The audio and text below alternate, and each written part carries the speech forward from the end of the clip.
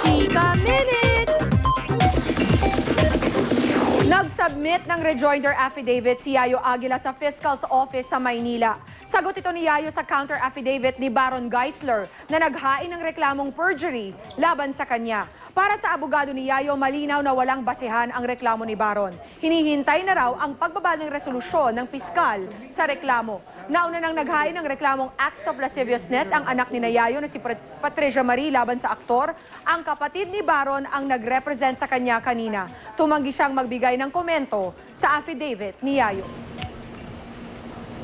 I understand naman that they would want to, finish the case na din, di ba? Ayoko rin magsalita ng tapos, pero syempre, sino bang may gustong mawala ng kaibigan, di ba? Pero syempre, di ba, ang pinaglalaban ko naman na dito yung anak ko. More chika later, kaya stay tuned.